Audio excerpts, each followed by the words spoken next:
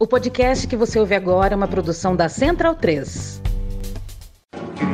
Cristo Redentor, braços abertos sobre a Guanabara.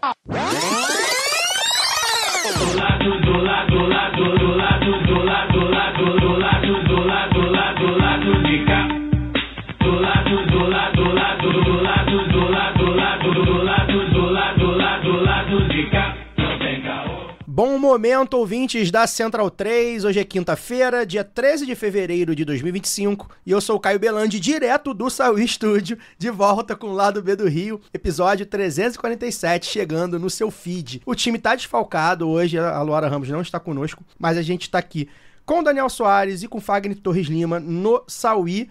Também tá com a gente a Stephanie Paz, professora de Sociologia, doutoranda em Antropologia e pesquisadora da Estação Primeira de Mangueira. Bem-vinda, Stephanie. A gente vai falar de carnaval, vai falar de Mangueira, vai falar de negritude. Boa noite. Boa noite. Queria agradecer o convite, dizer que eu estou honrada de estar nesse podcast e que a gente tem um bom bate-papo. É isso. O Felipe Tinoco também está aqui com a gente, integrante também da pesquisador e também integrante do grupo de pesquisa da Mangueira. Daqui a pouquinho ele vai dar o alô para a gente também vai entrevistá-lo. Daniel, boa noite. Algum destaque inicial? Boa noite. Primeira vez no estúdio, em 2025, né? Eternas férias. Né? Aí, Eterno verão. A gente perde um programa, já fala que é eternas férias. Vai ter gente que vai perder vários programas aí. Porque também vai viver Exatamente. eterno verão. Mas aí, bem, é bom estar de volta e falando já de carnaval, né? Que é tradicional do lado B essa época do ano. Esse ano o carnaval um pouco mais tarde.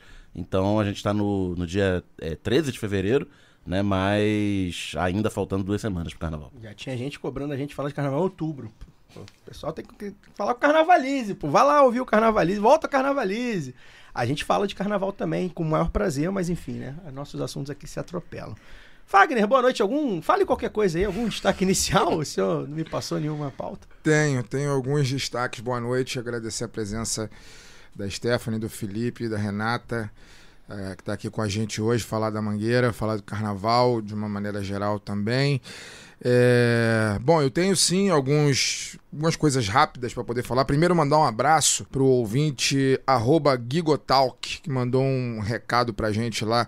Nós fizemos uma live ao vivo com o Orlando Calheiros aí. Quem tá ouvindo esse programa agora e por acaso não ouviu o anterior, procura lá no YouTube, porque nós fizemos em vídeo também, uma live com o Orlando Calheiros, há 15 dias atrás, e o Gigotalk deixou um comentário muito, muito bonito, acho que a nosso respeito, enfim, também com relação àquilo que foi falado aqui, ao sentimento que foi falado aqui, enfim, nós que somos um programa que estamos recentemente enlutados aí com a perda de um grande amigo nosso, que foi o Rafael Rodrigues, então ele deixou um comentário muito bacana a nosso respeito, e eu queria agradecer a ele, dizer que esse carinho que o ouvinte tem com a gente há 10 anos é um dos motivos que faz com que a gente continue aqui fazendo esse trabalho aqui semana a semana, falando de tantas coisas, algumas coisas boas e muitas coisas ruins, que é a nossa realidade, né? A realidade do Brasil é isso, são poucas coisas boas e muitas ruins. E felizmente a gente está aqui para falar de uma coisa boa hoje, que é o carnaval, que como você colocou agora há pouco, né? Esse ano é em março, eu já não aguento mais trabalhar. Imagina para quem tá trabalhando, né? Ninguém mais aguenta, o trabalhador do carnaval ele tá desespero. Eu não aguento mais, eu não vejo a hora de estar sujo de purpurina e fantasiado, mas ainda faltam mais algumas... De médico cubano, entre outras coisas, mas ainda falta... Atravessando aquela passarela tubular da Presidente Vargas. Pois é, mas ainda falta ainda algumas 2 semanas. E o meu último recado, enfim, dizer que, já que a gente está falando de carnaval, o ouvinte que está ligado aqui, que é do Rio de Janeiro, que está ligado nesse programa, que não foi ainda algum ensaio de rua, de escola de samba, antes, né, esse pré-carnaval, que vá o quanto antes, porque já estamos na reta final. São os últimos ensaios de todas as escolas. Eu ontem, a gente está gravando na quinta-feira, ontem eu estive no ensaio da Unidos de Vila Isabel. Estive em Ramos, domingo. Como sempre, Boulevard 28 de Setembro. Sempre costumo falar, né, cara? Sou nascido no Engenho da Rainha, sou portelense, mas eu sinto que o Boulevard 28 de Setembro é um dos lugares que eu mais gosto no mundo. Sempre me sinto muito bem naquele lugar. A Portela é madrinha, né? É madrinha da Vila Isabel, mas eu, enfim, por mim tem um motivo, né? Estudei muito tempo ali naquela região, vivi ali, fiz muitos amigos ali na região, então sempre me sinto muito bem na Vila Isabel. Tive lá, mas enfim, tem os ensaios da Mangueira, tem os ensaios da Mocidade, tem os ensaios da Portela ainda acontecendo. Quem ainda não foi num ensaio, procure um ensaio mais próximo da sua casa, o ensaio mais distante que seja, o ensaio da sua escola de samba. Se você não tem escola de samba, aquela que você pelo menos simpatiza, que você conhece um samba antigo e quer conhecer, vá, porque é uma experiência única, assim, é uma experiência única. E nós que somos cariocas temos o privilégio de ter essas agremiações aqui na nossa cidade para poder vivenciá-las aí. Aqueles que não vivenciam o ano todo, pelo menos vivenciam uma época do ano. E para finalizar, ontem, por acaso, né, foi um aniversário de Martinho da Vila, 87 anos, do nosso grande griot aí, uma pessoa e um artista que eu tenho na mais alta estima. E aí eu quero convidar os amigos, porque eu tô perdendo de novo o medo de querer parecer escritor, e aí eu lancei uma newsletter lá no Substack. Tô virando um newsletteiro, que é a newsletter A Terceira Margem. Concorrendo com o lado B, né? Não, não tô concorrendo, não estou concorrendo. Deixe de ser. Tudo bem. Deixe de ser panaca, não tem nada de concorrência, embora o nome da newsletter também termine com Rio. Depois eu fiquei pensando nisso. Tô percebendo esse movimento aí. Uma coincidência. Já falei com você. Na Terceira Margem do Rio vou tratar de cultura, vou tratar de cinema, vou tratar de outras coisas. E lá no lado B eu falo de política. É porque tá muito difícil escrever sobre política. Nunca foi cinéfilo. Né? Eu não, sempre fui cinéfilo. E é isso. Eu escrevi um texto lá sobre os 87 anos do Martinho, lá, o múltiplo Martinho, né? O Caio é um mané, enfim. Vamos lá, vamos em frente. Já vi esse movimento aí. Então, gente, falando o Fagner me lembrou aqui um negócio que é interessante, que eu tinha esquecido até de anotar. Eu estive em Ramos, né, e tô lá, né, curtindo o samba da Imperatriz, muito legal, inclusive, um desfilaço que a Imperatriz fez ali no ensaio de rua. Rua Professor Lacer? Não, foi embaixo, foi na Euclides Faria. Euclides Faria. E aí, tô lá, né, curtindo, cantando, indo junto, né, evoluindo junto com o pessoal, e me param assim, lá do B do Rio. Eu falei, pô, e aí e tal. Não peguei o nome do cidadão lá, mas o cidadão que tava lá curtindo a Imperatriz, vai ouvir. Se ele tava lá e é ouvinte, ele vai ouvir você mandar. Vai lembrar de carnaval, vai. Bem, antes da gente começar o papo aqui com a nossa convidada, tem que passar aqui a sacolinha dos recados, né? A gente ainda tá bem longe da meta do nosso financiamento coletivo, tá, gente? A ideia que a gente tem aí, em médio prazo, digamos, é retomar o patamar que a gente tinha, né? Estabilizado aí no ano passado, antes da Aurelo ter alguns problemas no recebimento dos valores. Então, se você pode ajudar o lado B, por favor, ajude, pra gente, é bem-vindo. Aliás, você que estava ajudando pela Aurelo aí ano passado, confere aí na fatura do seu cartão, no e-mail, no próprio aplicativo ou no site da Aurelo, se está batendo o seu extrato, porque teve esse problema aí e alguns pagamentos foram cancelados, enfim, alguns financiamentos foram cancelados. E aí talvez você não esteja mais como apoiador do lado B, e se você não tiver, você volta, pode voltar pelo Apoia, né, pelo apoia.se/lado B do Rio, mais fácil, mais tranquilo e tal, ou mesmo pela aurelo.cc/lado B do Rio, se você já está ambientado ali com a Aurelo. Vai pelo navegador, que é melhor do que pelo aplicativo, tá? E aí são 3 planos de financiamento. Plano fechamento, tá? É o primeiro, R$10 por mês. E aí nele você concorre aos sorteios da Camisa Crítica e recebe toda quinta-feira a newsletter Lado B de Ler, com textos, reflexões e dicas culturais dos panelistas diretamente no seu e-mail, menos do Fagner, que ele tem o próprio newsletter agora. Aliás, falando pessoal do Substack, tem a galera do Substack que descobriu virou a gente. Tô aprendendo com um cidadão aí. Falando em Substack, a galera descobriu a gente, tem uma galera que descobriu a gente no Substack, que lê outros newsletters e tal, como a do Fagner, do Yabin, tem uma porrada de gente que tem aí ultimamente. Então tem uma galera do Substack que você pode assinar também, é de graça. Você vai lá e assina pelo Substack. Se você que tá aí nos ouvindo e assina pelo Substack, tem como também financiar o lado B por lá. Então ajuda lá pelo Substack também, se for o caso, tá? Então tá recebendo aí o pessoal que é apoiador e também a galera que tá lá no Substack sem apoiar. Ajuda a gente aí, se for possível. Tem o segundo plano, que é o plano Esquerda Caviar, e a contribuição é de R$20 por mês. Aliás, R$20 por mês já não é nem mais Esquerda Caviar, né? A gente tá aí diminuindo esse valor. Além dos sorteios e da newsletter, você ainda faz parte do nosso conselho editorial no Telegram. E a última faixa é o Bom Burguês, de R$50, porque quem pode dar mais deve pagar mais, é a medida aí de distribuição de renda do Lado B. Então, se possível, considere apoiar o Lado B em apoia.se/Lado B do Rio ou orelo.cc/Lado B do Rio. Se você não puder ou não quiser fazer parte de um plano de apoio mensal, mas quer ajudar a gente, você pode fazer um Pix de quando e quando quiser para ladobdorio@yahoo.com. A chave Pix é esse e-mail aí. Pixinhos aí sempre faz bem, né? Sempre fortalece a nossa caixinha. Então você pode mandar para ladobdorio@yahoo.com. Mais um recadinho. A gente tem que chamar aqui todos e todas que estão nos ouvindo no podcast para ir no youtube.com/Lado B do Rio e assistir o Lado B Revista 13 com o Normando Rodrigues.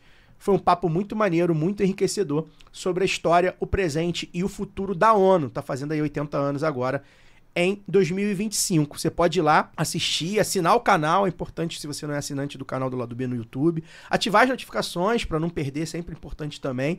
Deixar seu like, seus comentários, compartilhar, porque esse episódio ficou bastante legal e assim, tá tão legal que eu vou fazer o seguinte, o Cezão vai soltar agora um trechinho aí do Lado B Revista pra galera ver como ficou. A ONU, tal como a gente conhece, ela tá com os dias contados, né? Isso é meio que inevitável.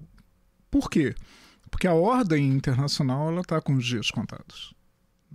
Então, a reação da burguesia norte-americana à queda dos lucros é uma reação de mudar o sistema político e, com essa mudança do sistema político, construir o novo fascismo. Né? Essa é a reação dos caras. E isso envolve deixar o resto da humanidade para ser extinta. Então é perigoso para eles apostarem numa guerra global termonuclear, que pode sobrar até para eles. Sim. Mas não é tão perigoso apostar, por exemplo, na destruição da ecologia, do equilíbrio ecológico do planeta, né, com o aquecimento global. Gostaram? Então tem mais lá no youtube.com/Lado B do Rio. Vai lá que vocês vão curtir esses e outros episódios do Lado B Revista. Falando em Normando Rodrigues, a gente teve lá na inauguração da sede do escritório em Macaé na semana passada. Eu apresentei uma conversa sobre conjuntura para 2025. Foi lá no Teatro do Sindipetro Norte Fluminense. Grande teatro, né, Dan? Belo teatro. Muito legal o espaço. A gente, enfim, apresentou essa mesa com convidados lá do escritório, do Sindipetro. E posteriormente eu e Daniel fizemos uma conclusão ali da mesa. E isso vai virar um podcast em breve. A gente vai soltar eles para vocês aí nos nossos canais, no feed, no YouTube, tá? Então um abraço para todos que nos receberam muito bem. O escritório Normando Rodrigues tem sido um parceiraço do Lado B já de algum tempo.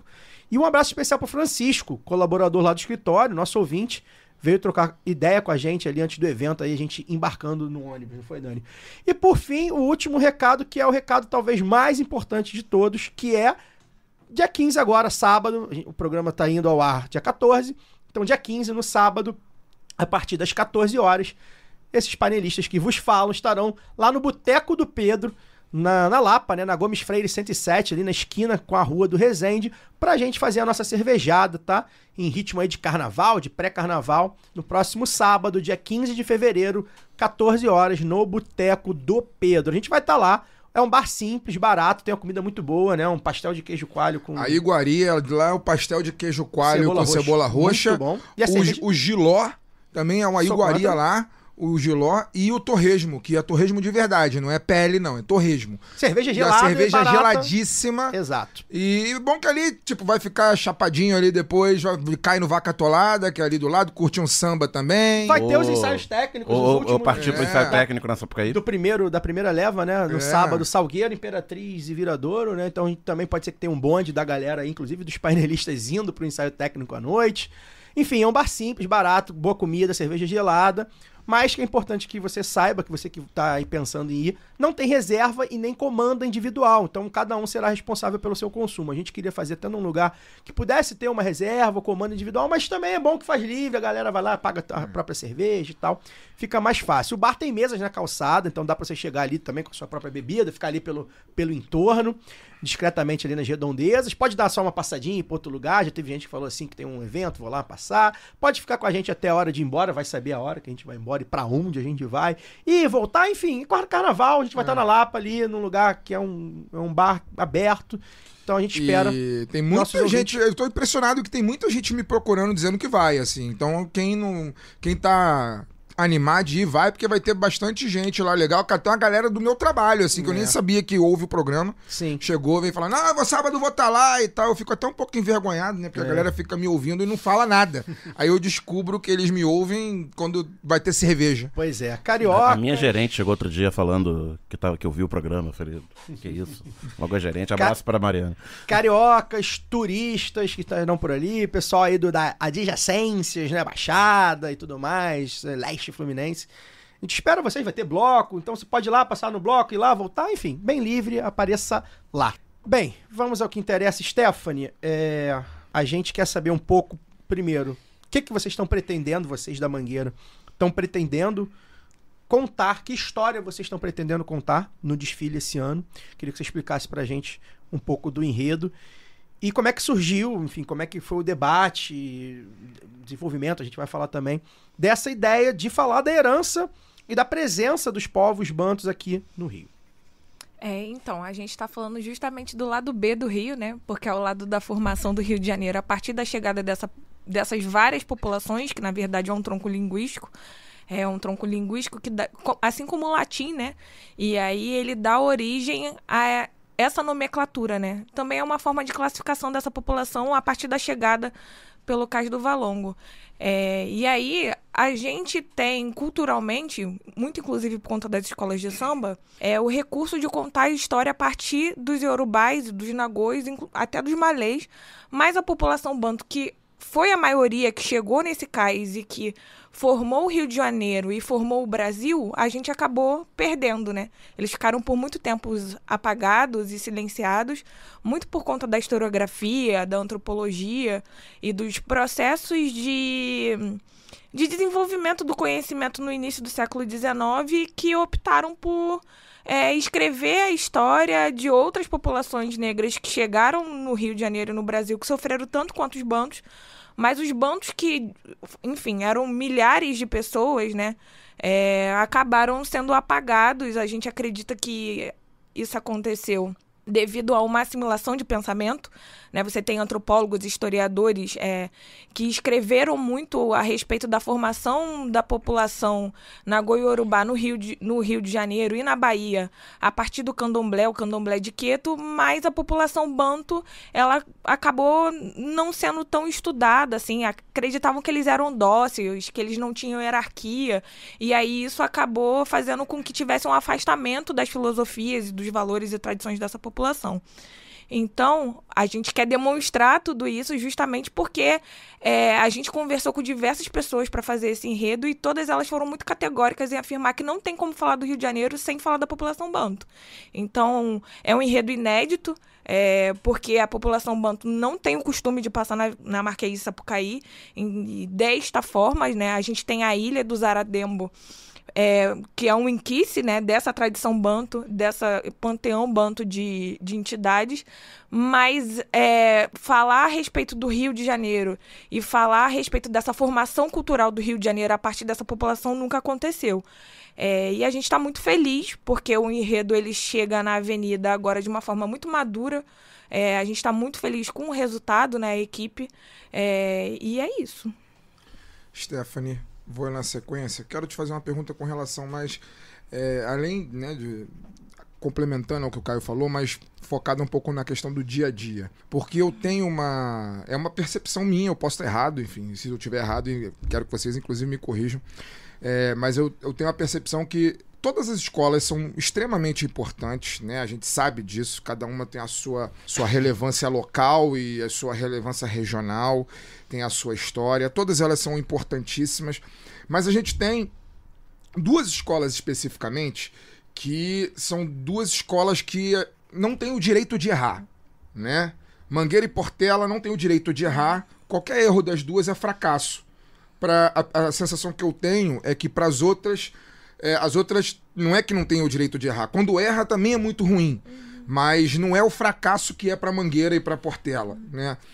A gente teve aí recentemente, só para citar, já que eu estou citando essas duas, né?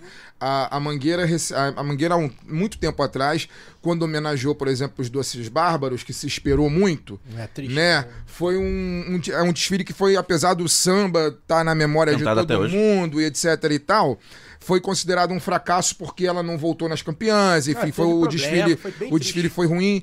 A Portela agora recentemente aconteceu a mesma coisa no Centenário, que é uma coisa muito dura para os portelenses, para mim especificamente sou portelense. E aí eu queria que você falasse como é desenvolver, como você mesmo falou, um enredo que é inédito, como é que é o dia a dia do desenvolvimento de um enredo que é inédito, numa escola muito importante que não tem esse direito de errar e que, portanto, né, ano passado já homenageou uma figura histórica da escola, enfim, teve seus problemas, alguns mangueirenses ficaram decepcionados com o resultado final. E aí, como é que é esse dia a dia para que isso não se repita, para que isso não aconteça, né? Afinal de contas, a Mangueira é meio que o Flamengo das escolas de samba, né? É o que dizem, né? E aí, quando a Mangueira não vai bem, muita gente fica decepcionada. E quando a Mangueira vai bem, muita gente fica feliz. Então é uma responsabilidade muito grande. Como é que é isso? Eu acho que você falou tudo quando você falou que é uma responsabilidade muito grande, assim. Eu acho que o mangueirense, assim como o portelense, ele não quer perder. O mangueirense, ele vai pra avenida pra ganhar. E não tem outra opção, assim. O não voltar no Sábado das Campeãs é um verdadeiro caos. O fato de você não ganhar, dependendo do carnaval, até passa. Mas o não voltar nas campeãs é, de fato, um grande problema. E eu concordo. Eu acho que a Mangueira faz carnaval pra voltar no Sábado das Campeãs. Esse ano a gente tá trabalhando pra caramba, em todos os sentidos possíveis e imaginados, para estar nesse Sábado das Campeãs, e mais do que isso, para ganhar. E por ser essa responsabilidade muito grande, assim, eu acho que a equipe ela tem dimensão do que é trabalhar para Mangueira. O Sidney, ele tá chegando de São Paulo, né? Ele é um carnavalesco que faz o vai-vai, então ele também faz uma grande escola em São Paulo. E essa chegada dele na Mangueira demonstra a nova perspectiva da escola, mas também o Sidney tem essa vontade de trazer um grande carnaval estético e uma narrativa diferente, assim.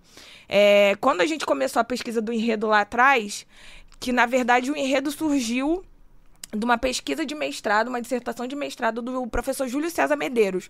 E aí, essa dissertação dele falava sobre o Cemitério dos Pretos Novos, que coincidentemente fica do lado da cidade do samba, né? E também sobre o Cais do Valongo um pouco e sobre o Lazareto, que era a tríade que formava ali a chegada, né, do Cais do Valongo e tudo mais. E aí, a gente foi estudando o enredo. E a pesquisa de enredo, ela tem uma vida muito própria. A gente não esperava necessariamente chegar na população banto e falar desde o início que a gente estava fazendo um enredo inédito. A gente só se deu conta disso semana passada, eu acho, quando o Luiz Antônio Simas, né, pesquisador e professor de história, estava conversando com a gente e falou: vocês sabem que vocês estão fazendo uma coisa inédita, né? E a gente falou kkk, né? Tipo, a gente não tava com esse... Com intenção, né? Não tava com essa intenção, desbravar, assim. né? A intenção do Sidney era falar sobre o Rio de Janeiro. Ele queria falar sobre o Rio de Janeiro, sobre a formação desse Rio de Janeiro e sobre o que ia ser carioca. E aí a gente chegou na população banto. E aí a gente fala muito que essa população, né, eu comecei falando isso, que foi apagada sistematicamente, foi silenciada, muito fruto do racismo epistêmico. E aí, a gente conversando com o nosso vice-presidente, por exemplo, ele falou: vocês sabem que quando teve a obra do VLT aqui no centro, várias coisas começaram a surgir da terra. O Cemitério dos Pretos Novos também é isso, é onde está a maior concentração, assim. A dissertação do Júlio César fala isso, né? Ele documenta esse cemitério. O próprio Cais do Valongo foi desenterrado. O Cais do Valongo foi desenterrado. E aí a própria documentação desses lugares traz a quantidade dessa população e demonstra essa população. Então, a gente fala que hoje o que tá à flor da terra é essa população banto. É como se eles quisessem que a gente falasse deles nesse momento. Porque eles ficaram por muito tempo apagados, né? Muito tempo como um povo silenciado. A gente tá cantando os nagôs, cantando os yorubais há muito tempo, né? Todo mundo conhece essa história da Pequena África, que é uma história da Pequena África formada a partir da diáspora baiana. Sim. Mas a população banto já estava no Rio há muito tempo, Sim. já estava formando esse Rio de Janeiro há muito tempo. Então, assim, de verdade, hoje eu vejo esse enredo como um presente e é uma responsabilidade muito grande, porque a gente está descortinando, né? Essa terra está revelando pra gente, de fato, uma população que são muitas populações, são muitas histórias, são muitos aspectos, muitos valores, muitas tradições que estão sendo trazidas, né, a partir da linguagem do carnaval, que é alegoria, fantasia, samba-enredo, também a narrativa de enredo e a dança, né, especialmente. Então a gente está tendo a honra de falar disso a partir de vários lugares, assim. Deixa eu só dar um serviço aqui que eu cometi um erro jornalístico, né? Não falei o enredo, né? O nome do enredo é A Flor da Terra, no Rio da Negritude, entre dores e paixões, para o pessoal entender aí do que a gente está falando, porque eu meio que comecei aqui como se todo mundo soubesse. É claro que o nosso ouvinte já era para estar sabendo, inclusive, cantar os sambas, mas de repente o pessoal, né, nem todo mundo é iniciado igual a gente, então tá começando aí. Stephanie, o que distingue a população culturalmente, né, a população banto, né, das demais populações africanas que chegaram ao Brasil, que a gente pode dizer que é tipicamente banto, que a gente pode ver na sociedade carioca hoje, né, que é herança banto, e qual a origem dessa população pensando na divisão territorial atual da África, mais ou menos de onde vieram, de quais regiões? Então, a região da África que eles saem é hoje o que a gente considera Angola, Congo, República do Congo, Moçambique. Basicamente essa África que também foi colonizada por portugueses, né? E aí o Congo que fica no meio. Isso. E aí, basicamente, o porto principal de saída é o Porto de Benguela, que faz essa conexão Cais do Valongo e Porto de Benguela em Angola.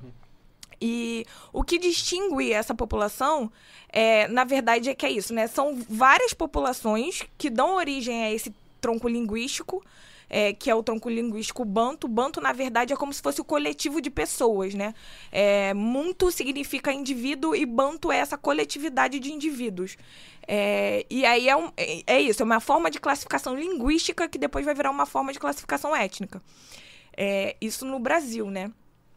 Justamente por conta da forma de classificar a partir da chegada nesse Cais do Valongo.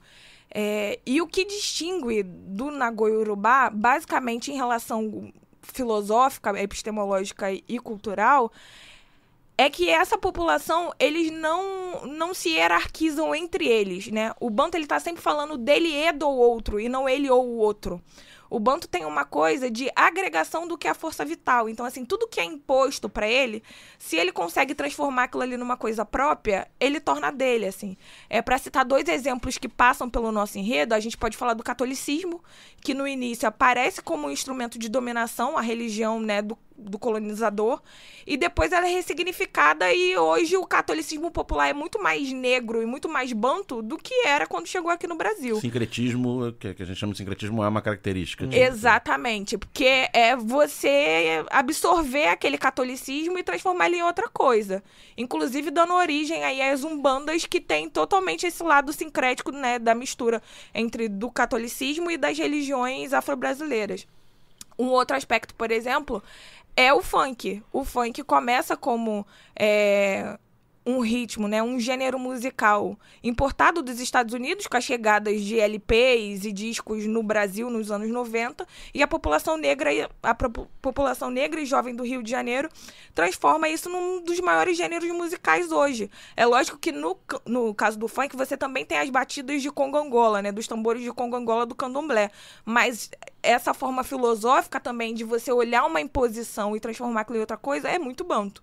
Então, eu acredito que isso seja a principal diferença.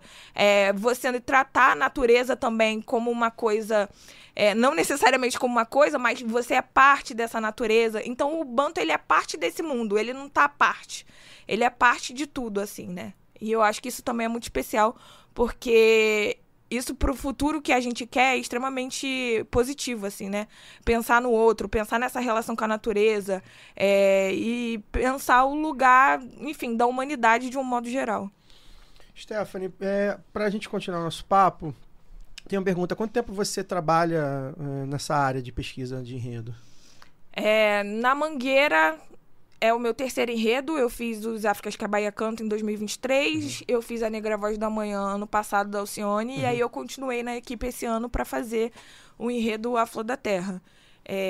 Mas eu comecei na Mangueira e continuo na Mangueira, assim. Entendi. Eu não tinha feito pesquisa de enredo antes de 2023. Eu queria saber como é que você parou na escola de samba. Então, eu sou, como você falou no início, eu sou antropóloga de formação, né? Meu doutorado é em antropologia. E aí eu fui parar na Mangueira porque tinha uma disciplina sobre patrimônio e cultura popular e a professora tinha uma pesquisa na Mangueira e ela levou os alunos no barracão pro carnaval de 2019 e depois disso o chefe de ateliê convidou as pessoas para serem voluntários do barracão e eu fui parar na Mangueira porque eu queria conhecer barracão. Eu era uma pessoa de assistir desfile, de acompanhar. Você já acompanhava o carnaval? Eu já acompanho o carnaval uma vida inteira e aí eu vou parar no barracão por conta dessa coisa da antropologia. E aí no barracão eu me encontro, porque assim, eu sou uma pessoa de carnaval, mas eu gosto de desfile, eu não sou uma pessoa tanto de quadro, eu gosto muito da dinâmica do barracão, por mais enlouquecedora que seja. E aí eu fui ficando nos outros anos como voluntária, aderecista voluntária, e aí pro carnaval de 2023, os carnavalescos que lá estavam anteriormente me conheciam e aí me puxaram para essa função. Legal, então a gente estava até conversando aqui em off, a gente vai conversar com o Felipe também. É meio que você é uma pesquisadora do enredo, mas você tá ali na equipe, né? E meio que fazendo tudo. Não tem muito essa separação de cada um faz isso aqui, né? Você dá a sua resposta, que eu vou perguntar pro Felipe também. Não tem muita. Enfim, não tem uma função. Eu sou pesquisadora, o Felipe também é pesquisador. A gente toma conta ali de toda a parte narrativa do enredo, né? E das amarras que esse enredo precisa ter. Amarra conceitual mesmo, né? Do que vai pro livro do jurado. Mas a gente acaba fazendo um pouco de tudo. Então, a gente se mete no que o carnavalesco tá fazendo de visualidade. A gente tá lá na foto de protótipo. A gente vai pegando as funções que aparecem nesse dia a dia. Porque a pessoa que trabalha com carnaval, ela faz de tudo. Depois que você passa por uma escola de samba, eu acho que você sai de lá fazendo o que derem na sua mão pra fazer, assim. Porque tem uma divisão e, ao mesmo tempo, você integrando a equipe, você é um assistente do carnavalesco. Sim. E esse assistente do carnavalesco, ele precisa lidar com o dia a dia do que é o processo de carnaval pro carnavalesco. Legal. E fica muito focado na figura do carnavalesco, né? E é isso. É uma equipe de gente que tá por trás, que tá ali, né? a gente... Um monte de gente. A gente vai falar sobre isso, a gente vai falar também vou voltar sobre o enredo com o Felipe. Stephanie, te agradecer. Obrigado. Eu queria Quer fazer mais uma pergunta? Vamos lá, temos mais uns minutinhos. Stephanie, você estava falando agora a questão da construção da narrativa, né? E aí eu fiquei pensando enquanto você estava falando, né? A gente que acompanha carnaval o ano todo, nós três aqui, né? Desse podcast, a gente acompanha muitas discussões, principalmente nas redes sociais. Famosa bolha. E falam-se muito da famosa bolha, né? A famosa bolha que entende muito de carnaval. Eu não tô sendo irônico, não, tô falando sério. Claro que entende, né? acompanha, né? Então, eu tô falando sério. A famosa bolha que entende de carnaval muito porque vivencia o carnaval o ano todo. Só que essa não é a realidade de todo mundo, né?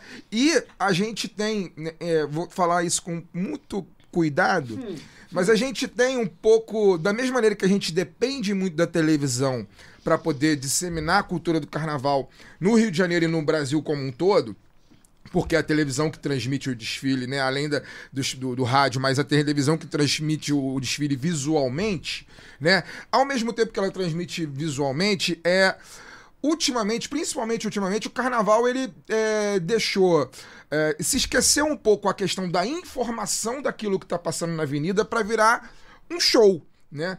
Não à toa a gente tem aí as discussões, né? Que às vezes diminuiu o número de repórter na cobertura, colocou-se influencers e por aí vai. Essa semana mesmo a gente estava discutindo, né? Teve uma época que os comentaristas de carnaval na televisão era Haroldo Costa, Albino Pinheiro, Sérgio Cabral e por aí vai. Maria Augusta e por aí vai. E agora a gente não tem mais isso. Isso significa o quê? Porque, de certa maneira, isso empobrece o nível da informação que está chegando no público que está assistindo na televisão. E vocês, que são os responsáveis pela construção do enredo, fico pensando como é para construir essa narrativa que facilite o entendimento de quem está vendo na televisão. Como é que vocês pretendem construir essa narrativa de uma maneira que a minha sogra, a avó da minha esposa, Jolie, que não é Jolie é mangueirense, mas minha sogra não é, que tem 80 e tantos anos, vai olhar o desfile da Mangueira na televisão e vai entender o que vocês estão querendo passar no enredo. Como é que vocês estão pensando em construir essa narrativa? Eu queria que você falasse sobre isso, já que a televisão, às vezes, não ajuda, né? Então, eu acho que isso foi uma preocupação da equipe o tempo todo, assim. E aí, quando eu falo equipe, justamente porque ele falou, nós temos uma equipe muito grande, né? Nós temos 2 figurinistas, 1 projetista, 2 estagiários, 2 pesquisadores e o carnavalesco. Tudo isso para colocar essa narrativa da Mangueira na rua. E aí, era uma preocupação dessa equipe qual imagem a gente ia passar. Por mais que pareça que a gente está falando de um enredo muito difícil, um enredo muito longe da população comum, né, entre muitas aspas, não é. A gente tem, por exemplo, uma ala que é um quiabo. Então, assim, a pessoa vai olhar e vai entender que, se a gente está falando da população banto e de tudo que é banto, ela vai olhar o quiabo e vai entender. O quiabo é banto. A ala do funk, né? A pessoa vai olhar e vai entender que aquilo ali é banto porque tá dentro do enredo que fala sobre os bantos. O Ano Novo, então temos uma ala toda de branco que parece fogos. É justamente para isso. Então, é um desfile muito pensado para essa tia que tá na arquibancada, que tá assistindo. E, enfim, que tem uma leitura que eu, sinceramente, não vejo enquanto uma leitura difícil. Além disso, o Felipe pode me matar ou não, mas a gente fez Ele vai também... falar por último, hein? Cuidado que você vai falar. Exatamente. A gente fez aí um mini doc que a gente tá entendendo como que vai lançar isso ainda. Mas a gente fez um mini doc justamente para falar dessa narrativa do ponto de vista de quem é segmento da escola e quem é cria dessa escola. Justamente porque houve um processo de absorção desse enredo pela comunidade da Mangueira que foi enorme. Então, a gente percebeu isso ao longo do tempo, do crescimento desse enredo, e a gente também, enfim, o ensaio técnico foi uma loucura, e a gente falou, a gente precisa correr e fazer um mini-doc, a gente precisa, enfim, registrar esse momento. O Felipe é um cara super ligado nisso, e ele falou, não, vamos fazer um mini-doc, e a gente correu para fazer um mini-doc.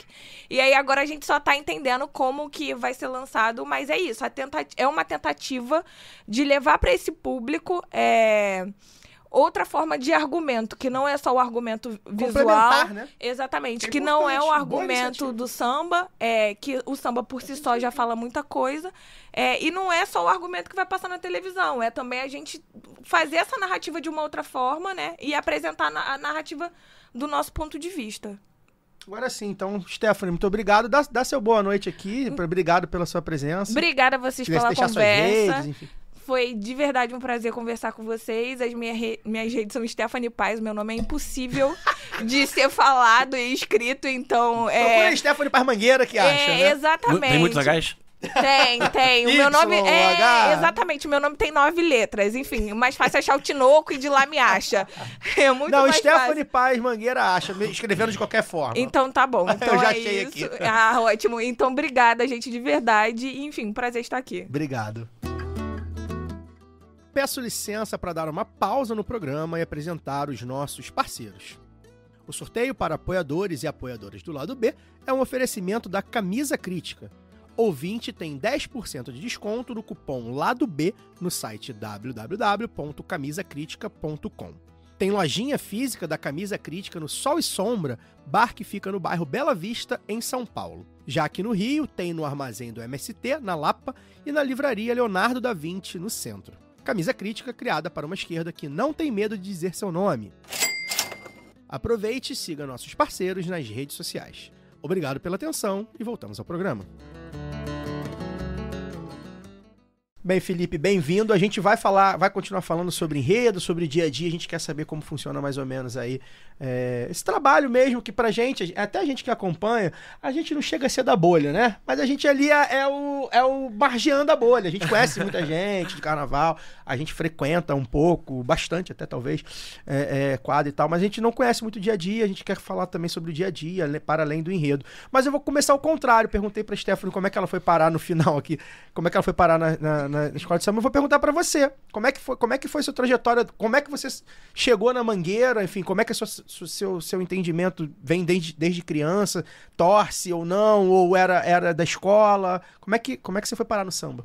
Show, primeiro um prazerzão estar aqui com vocês, que sempre abrem um espaço muito legal pro carnaval, com uma nova perspectiva. Acho que isso é muito importante, né? Pensar nesse veículo do carnaval de diferentes maneiras, com diferentes perspectivas. Acho que vocês trazem isso de forma muito legal no Lado Banto do Rio, esse podcast maravilhoso. Já mudou. Já mudamos, já é lá do Banto do Rio. Eu chego no carnaval através do convite do Sidney, mas eu tô no carnaval desde criança, na verdade. Fascinado, olhando os desfiles da escola de samba, criança. E eu sempre falava pra minha mãe que eu queria ir lá, eu queria ver aquela maluquice de perto, eu queria estar lá naquele vucu-vucu, muito jovem, assim. Eu falava isso com 8, 9 anos de idade, apaixonado por televisão, que também sempre fui. Inclusive, trabalhei com televisão há alguns anos antes já pensando em bastidores ou pensando em estar na arquibancada? Tá na arquibancada. Como criança, tá na arquibancada primeiro, porque eu queria muito entender aquela dinâmica, né? Como é que a Globo ligava aquela câmera e vinham 5 mil pessoas. Eu falava, gente, eu preciso ver aquilo de perto, eu preciso compreender aquilo, eu preciso estar ali vendo aquilo. E aí eu lembro do Natal de 2006, assim, eu virei pra minha avó e falei, vó, que escola você torce? Ela falou, eu sou mangueirense. Eu falei, por quê, vó? Me explica. Porque aquilo pra mim também era esquisito, né? Como é que alguém torce pra uma escola, né? Da onde que vem essa relação? Ela falou, não, é porque ela frequentava o Morro de Mangueira, ela deu aula com grandes personalidades da escola, deu aula junto com Dona Neuma, que, enfim, é uma grande matriarca mangueirense, deu aula com o mestre Valdomiro, que inclusive dá o nome ao palco da bateria. Aí eu me torno mangueirense por conta da minha avó e assisto o desfile 2007 da Mangueira sobre língua portuguesa e me apaixono por aquela escola. Esse desfile. Minha esposa adora esse desfile, ela é formada em letras. Nossa, eu amo esse desfile. Eu quase fiz letras por conta desse desfile, inclusive. Amo esse desfile. Eu sou apaixonado por esse desfile, eu sou apaixonado por esse enredo, o Stephanie até sabe. Eu tenho o desejo de fazer uma releitura. Não uma reedição, mas eu queria fazer 2027 uma releitura. Tá aí. Crítica, né? Exato, né? De 20 anos. Tá vendo? A gente tá falando já de linguística dos povos bantos, Daqui a pouco né? ele tava fazendo 20 anos já. Exatamente. Um breaking news aí pra Mangueira 2027. Não, vamos ver. E aí, eu entro no carnaval dessa forma, como espectador, como folião, como mangueirense apaixonado. Aí, depois de um tempo, eu entrei no coletivo Carnavalize, que inclusive já teve podcast com Central 3, né? Pois é. E aí, enfim, idealizo exposições, faço pesquisa, textos, publico livros pelo Carnavalize. Enfim, faço uma rede de contatos, uma rede de amizade, né? A famosa bolha, ou a bolha da bolha da bolha da bolha, né? Tem vários grupos dentro da bolha. E através disso começo a me relacionar com as pessoas do carnaval, até chegar num lugar de fazer um enredo no Império da Tijuca, o Cores do Axé, sobre o pintor Caribé, junto com outros parceiros amigos meus, Leonardo Antan, Juliana Joanu, com o carnavalesco da época, o Ricardo Hesses. Enfim, tem uma primeira experiência com construção de narrativa do carnaval em enredo, né? Porque eu tinha já com a literatura, já com pesquisa, já com textualidade. Acabo saindo do coletivo pelos motivos profissionais, né? Porque o antigo trabalho, a gente sabe como é que funciona, né? As dinâmicas capitalistas e corporativas da vida, né? Que são 12 horas de trabalho por dia ali por baixo. E muito insatisfeito com essa vida corporativa, vem esse convite do Sidney de conversar. Ele me conheceu através de uma outra pessoa da equipe e falou, olha, você precisa conhecer ele, precisa conversar com ele, que eu acho que sua energia vai bater com a dele. Eu vou um dia no barracão e eu converso com ele, assim, despretensiosamente, sem saber se ele ia me convidar pra participar da equipe ou não. E depois dessa conversa de 3 longas horas, assim, no barracão na Mangueira, trocando ideias sobre carnaval, sobre perspectiva, ele vira e fala, eu quero trabalhar com você. Acho que você tem que estar aqui. Conversa simples que durou 3 horas. 3 horas. E o mais curioso dessa conversa é que eu descobri que eu tinha sido promovido durante aquela conversa, dentro da minha outra empresa. E eu falei, bom, vou me demitir agora então, né? Vai ser super divertido. Agradeci muito aos meus chefes que estavam tentando me promover já há bastante tempo. Mas falei, bom, esse convite não tem como recusar. E cá estou, dividindo funções com Stephanie Paes. Vocês já perceberam quanto maravilhosa ela é. Agora é hora de eu falar um pouquinho dela também. Fagner. A gente falou um pouco sobre, né, a construção da narrativa, a construção do enredo. Agora eu queria que você falasse um pouco sobre a expectativa. Faltam Quantos dias pro desfile? Eu não quero saber. 15 Eu não faço dias, mais essa talvez. conta. E o desfile é o final, 15 né? até a Mangueira desfila Não, domingo, é. segunda ou terça, agora não lembro. Domingo, é quarta escola de domingo, domingo. então são Carnaval. 17 primeiro dia, dias. 17 dias, né? 17 Faltam 17 dias aí. Por que esse número, Fagner? Pelo amor de Deus. Eu parei no 20, eu parei de contar no 20. Cara, pois é. Mas enfim, falta pouco tempo e eu imagino como é que tá a correria e tal. E eu queria saber, você já falou, e vocês, a Stephanie já falou, né? A comunidade abraçou. Eu tenho alguns mangueirenses ilustres na minha rede de amizade. Ilustre pra mim, pelo menos, né? A minha querida Laila Silva, que tá sempre desfilando, né? Que é da Mangueira. A lá 8 ano que vem, então, estará lá. Mangueirense, ela tá sempre postando lá as fotos do ensaio. Muito mangueirense. Não, muito mangueirense. Ela é muito mangueirense e tá super orgulhosa com o enredo. Né? Tem um grande amigo meu também que trabalhou comigo durante muitos anos, que toca na bateria, que é o Leandro Carreira, conhecido como Leandro Pastel, também lá na Mangueira. Queria que você falasse um pouco sobre essa expectativa, a expectativa do mangueirense, como é que tá aí, faltando pouco tempo para desfilar, sabendo que, como falamos na primeira parte da conversa, a Mangueira tem uma grande responsabilidade. Ela não é a escola que tem o maior faturamento, né? Hoje a gente tem meio que o carnaval meio que parece um pouco futebol em termos de escolas que estão com muito dinheiro, né? Tipo, tem umas escolas que são meio SAF, né? Tipo, a Virador é meio SAF. Aí tem a Grande Rio também é meio SAF e tal. A Mangueira não tá nessa perspectiva das SAFs, mas é uma gigante que tá ali pra disputar e a Mangueira disputando. São 3 anos seguidos que a Mangueira disputa, pelo menos que eu me lembre, né? Minha memória também já não é muito boa, mas são pelo menos 3 anos que disputa com a comunidade abraçando firmemente o enredo, né? Quando foi o desfile sobre a Bahia, a comunidade abraçou muito, o samba era maravilhoso. Ano passado com a Alcione, não precisamos nem, né, falar muito, porque o nome já diz tudo. E agora, que eu percebo pelos meus amigos mangueirenses que a comunidade está muito engajada e pelo que Stephanie falou agora há pouco, queria ouvir você falar sobre essa perspectiva. E nessa expectativa, Felipe, como retomando o que o Fagner falou sobre a Mangueira não poder errar também, como é que você vai estar avaliando, né, esse dia a dia em termos de Mangueira falando um pouco de si? Porque quando a Mangueira fala muito de negritude, principalmente nos últimos tempos, tem retomado muito isso, e ela não pode errar falando disso, né? Teve problemas de desfile nos últimos anos falando de si e tal, mas enfim, desfile são coisas que acontecem. Mas eu queria que você... O que você espera também um pouco do desfile em si, né? De transformar esse enredo que vocês pensaram, pesquisaram, no desfile, contando, enfim, que vocês também estão lá no dia a dia, lá no barracão. Muitas coisas pra falar a partir disso, né? Temos meia hora, Ótimo, 30 minutos eu tô falando aqui agora. Eu tô brincando. Acho que em primeiro lugar, dizer que eu acho que a Mangueira, ela não tá nesse ramo, né, talvez, dessas SAFs que você tá falando, né, mas eu acho que a Mangueira deu muita estrutura pro trabalho do Sidney, assim. Acho que é uma escola que eu, evidentemente, como mangueirense, meu coração, e mangueirense dentro da equipe nesse momento, né, meu coração explode em dizer isso, assim, mas eu acho que é uma das mangueiras mais bonitas que eu já vi na vida, assim, de verdade. E acho que é uma das mangueiras mais ousadas e inovadoras que eu já vi. Eu falo isso o tempo todo pro Sidney e falo, você tá falando isso porque você tá aqui dentro. Eu falo, Sidney, não, eu também sou mangueirense. Então, assim, o meu crivo é alto. Então, acho que essa parte dessa responsabilidade que a Stephanie comentou, né, tá muito nisso também, de nós nos identificarmos com a escola. Para além, evidentemente, de uma relação profissional, né, de um vínculo de um trabalho, mas também de uma relação afetiva, né, da gente querer que a nossa escola vá bem. Eu acho que isso potencializa ainda mais nosso trabalho, nosso empenho por esse desfile, e de realmente nossa satisfação em vê-lo nas proporções que vocês verão daqui a 17 dias, como o Fagner nos lembrou. 16, porque o programa vai ao ar a sexta. Amanhãzinho. Bom, isso sobre expectativa. Isso. E aí, sobre essa dinâmica de carnaval, né? Tá uma loucura, assim. O barracão tá, né, já nessa reta final, né? A gente tá terminando os últimos detalhes. As fantasias vão começar a ser entregues semana que vem. As alegorias estão nessa fase de finalização. E é um momento de muita expectativa e de muita ansiedade, né, de todo mundo, né? A gente tá desde lá março e abril desenvolvendo esse enredo. Aí falando um pouco sobre a comunidade, eu acho que esse enredo foi assimilado aos poucos pela comunidade. Acho que a princípio muitas pessoas ficaram, mas o que é o enredo? O que é o enredo? E acho que a escola, através de uma parceria nossa, inclusive com a equipe de comunicação da escola, que abraçou muito a causa, através de nossa compreensão do tema, né, e da maturidade que a Stephanie coloca, eu acho que a escola chegou num patamar muito interessante de compreensão, de domínio dessa temática. Nesse conteúdo audiovisual que a gente produziu, o Stephanie estava comentando dele, algumas falas marcaram muito a gente, assim. Uma delas foi de um diretor musical, o Digão, falando, cara, é muito incrível pra mim ver como eu já era banto sem saber ser banto.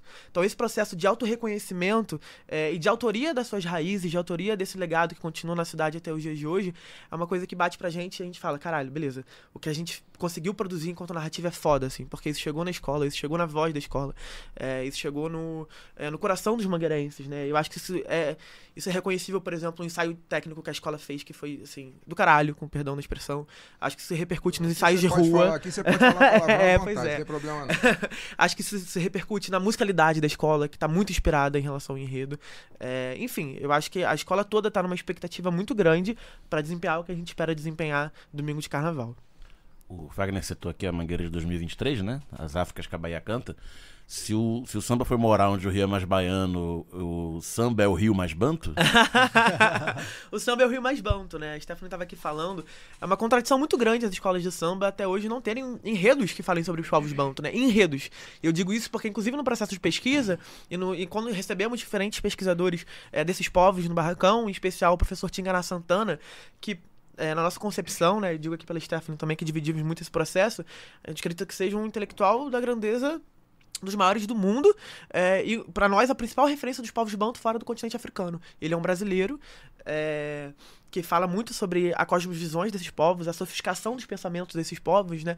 E a gente fala muito, né? Como é engraçado que a gente estuda os gregos, a gente estuda diferentes populações europeias, os egípcios na escola, e a gente não tem acesso a essas cosmovisões, né? Não tem acesso a essas filosofias, essas bases de vida, essa história. Então acho que o Rio da Mangueira é muito legal nesse processo de criar visibilidades e curiosidade nas pessoas, né? O desfile, eu sempre falo isso, ele desfila o tempo todo, né? Eles não desfilam naqueles hoje 82 ou 80 minutos, não lembro exatamente agora qual é o tempo regulamentar, que estão ali na Sapucaí, né? Ele vai desfilar no Globoplay pra quem for assistir depois, ele vai desfilar nos vídeos do YouTube da bateria que alguém vai ver, ele já tá desfilando na comissão de frente do ensaio técnico que todo mundo amou, então essa narrativa já tá sendo construída e falada de diversas formas. E aí, voltando ao que eu tava dizendo, quando o professor Tingana Santana foi lá, a gente chegou à conclusão, né? Ele foi comentando, putz, isso é muito legal, isso. Então, assim, cada brechinha, cada ala do enredo abre margem para outros diversos conhecimentos desses povos que a gente não estava falando porque a gente tem uma limitação ali de alas, de alegorias. Então, os povos banto hoje dão 50 milhões de enredos. A gente espera, inclusive, que esse seja só um ponto de partida para a gente eventualmente falar sobre outras questões que atravessam essas populações e atravessam o Brasil e a formação do povo brasileiro de uma forma geral. Fagner, você tem mais uma? Tenho, mas é porque... Não, porque eu vou finalizar. Ah, então tá bom. Eu não queria deixar de aproveitar, né? Já que, infelizmente, a gente não tem agenda e nem tempo suficiente para poder fazer com outras escolas que nós estamos fazendo com vocês aqui. Quem dera que a gente tivesse aqui agora, depois de vocês, para falar com Salgueiro, falar com Portela, falar com todas as escolas, né? Enfim, de uma maneira geral, como a gente não tem. Então, eu queria não deixar passar a sua visão, Felipe, sobre o carnaval de uma maneira geral. Como é que você está vendo? Você, obviamente, né, tem uma visão muito particular sobre a Mangueira, porque você está lá todo dia, você está muito, né, com a expectativa muito grande com relação ao desfile da Mangueira. Mas é isso, você é um cara do carnaval, você já foi do Carnavalize e tudo mais. Queria que você falasse um pouco sobre a sua expectativa das co-irmãs de uma maneira geral. Como é que você vê a preparação das co-irmãs e o que você espera que vai acontecer nesses desfiles, levando em consideração, né, vale ressaltar pela primeira vez um desfile em 3 dias, né? Então, como é que você vê aí, o que você está esperando das co-irmãs e dessa novidade que o Carnaval do Rio vai trazer a partir desse ano? Vou complementar de novo a sua pergunta. A partir também desse momento que o Carnaval vive, e a gente conversou com o Mauro aqui do ano passado, do momento de enredo. A gente vive o Carnaval, talvez mais do que nunca, o Carnaval de escola de samba tem sido o enredo. E mais uma vez a gente tem enredos falando, enfim, de legado das pessoas escravizadas de África, falando de pessoas do próprio samba, como Laíla na Beija-Flor. Como é que você vê esse momento, a partir do que o Fagner, essa avaliação que você tem feito aí desse ano, como é que você tem visto também esse momento da importância que vocês, pesquisadores, enredistas, né, têm tomado, né, na avenida? A primeira coisa que eu penso quando o Fagner me pergunta sobre expectativa, eu acho que tem muito em relação a esses 3 dias de desfile, né? Porque também a forma de julgamento vai mudar, os jurados agora vão fechar as notas a cada dia, então os jurados fecham a nota de domingo no domingo, nota de segunda na segunda, nota de terça-feira na terça-feira. Então mudou não apenas a quantidade de dias, mas também o modo de julgamento. Então eu acho que vai ser um julgamento bem, não sei se imprevisível, mas assim, bem curioso de atentar essas tendências novas que talvez surjam a partir desse novo formato. E a partir desse novo formato, a gente tem um domingo de carnaval com a abertura com a Unidos de Padre Miguel, que é uma escola que está muitos anos batendo na trave, quase chegando no especial, e consegue esse feito ano passado e vai fazer uma reestreia, né? Muitos anos que a Unidos de Padre Miguel não frequenta o grupo especial. A gente tem a Imperatriz Leopoldinense no segundo momento, que é a atual vice-campeã do carnaval, e a Viradouro, que é a atual campeã do carnaval, e a Estação Primeira de Mangueira, que não preciso dizer mais do que o nome dela. E aí, eu acho que vai ser o maior domingo da história da Sapucaí.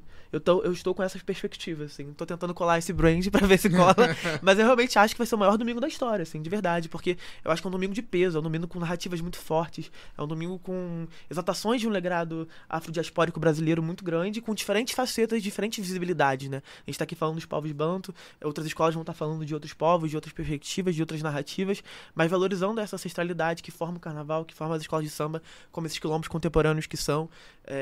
Lembrando, inclusive, que quilombo é um conceito banto, né? Estão trazendo aqui pra minha pra nossa sardinha também. Então eu tô muito expectativa sobre esse domingo de carnaval, assim, eu acho que vai ser um domingo de muito destaque e acho difícil o jurado segurar a nota 10 nesse dia. Alguém falou, que agora eu não lembro quem, que tá com a expectativa de que a campeã, enfim, essas coisas, né? Faltam 20 dias ainda. Já tem campeã dos ensaios técnicos, campeã dos ensaios de rua. Campeã vai sair no domingo. Gente, devagar com andou que calma. Nem entraram ainda. Já acabou a Taça Guanabara do carnaval. O pessoal tá Tem segundo turno, né? Eu sou mangueirense e quero ganhar tudo. Não, mangueirense. Eu quero ganhar ensaio técnico, eu quero ganhar enredo, eu quero ganhar de mini desfile, eu quero ganhar noite dos enredos. Nota do Twitter, né? Nota do Twitter. Melhores samba. Por mim pode fazer ranking. Desde que eu esteja em primeiro lugar, estou a favor de todos. Mas acho que tem uma expectativa muito grande para esse domingo de carnaval e enfim, o que o Caio complementa, né? Essa questão da pesquisa, do enredo, eu acho que são enredos fantásticos que a gente tem pro ano que vem, assim.